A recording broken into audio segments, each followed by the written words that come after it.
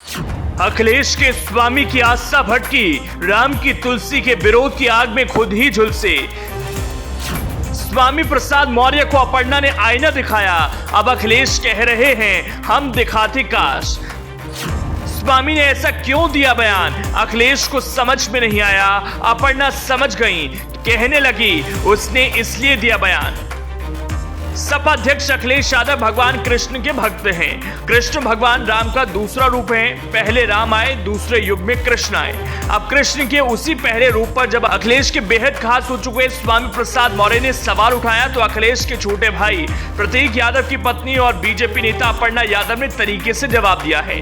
स्वामी बड़बोलेपन में थमे हुए विवाद की आग जो थमने वाली थी उसमें फिर से हवा देकर आग को भड़का दिया।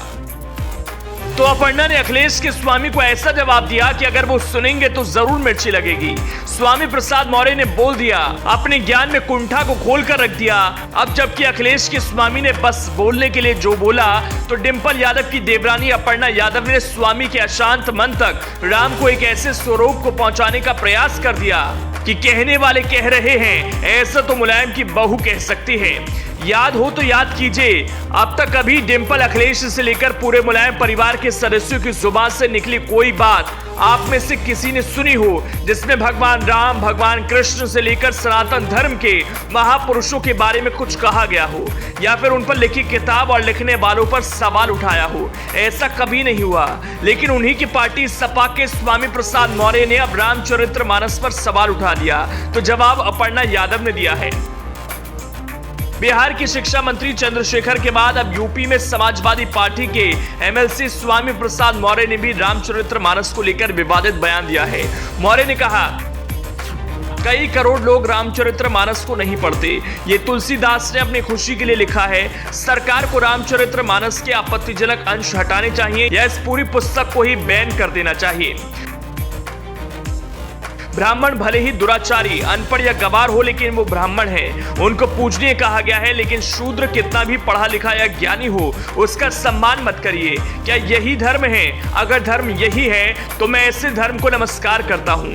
जो धर्म हमारा सत्यानाश चाहता है उसका सत्यानाश हो। यूपी में 13% ब्राह्मणों की आबादी है, उनके बारे में स्वामी आग उगल रहे हैं। अब इसे क्या कहेंगे? आ बैल मुझे मार। क्या नहीं माना जाए? अपने पैर पर कुल्हाड़ी मार रहे हैं। बिहार में आरजेडी ने ब्राह्मणों को निशाने पर लिया।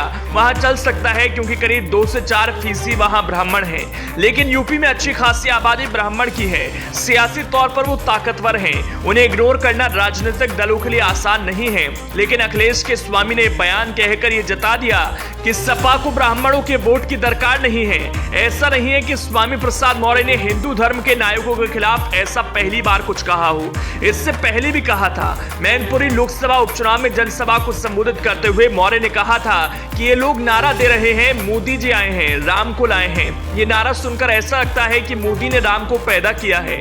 इनके आने के बाद ही राम जी का जन्म हुआ है। जो पार्टी राम का सौदा करती है वो आपका भी सौदा कर सकती है, आपके साथ धोखा कर सकती है। चलिए, स्वामी ने तो बस बोल दिया, लेकिन मुलायम की छोटी बहू अपर्णा यादव ने अखिलेश के स्वामी को तरीके से लिया।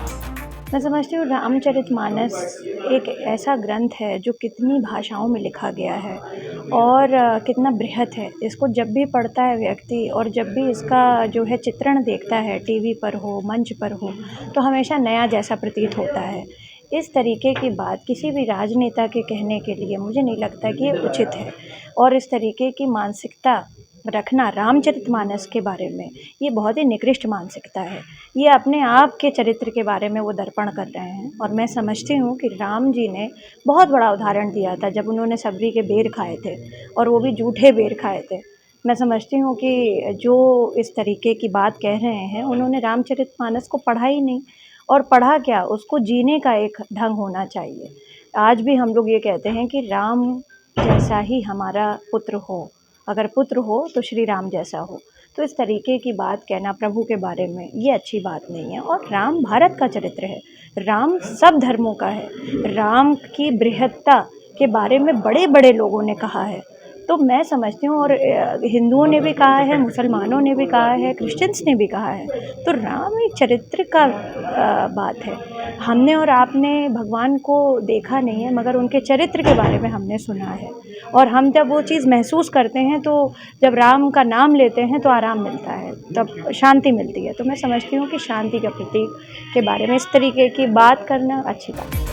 अपर्णा यादव कह रही हैं, शबरी के झूठे बेर खाकर श्री राम ने समस्त कास्ट बैरियर को तोड़ा।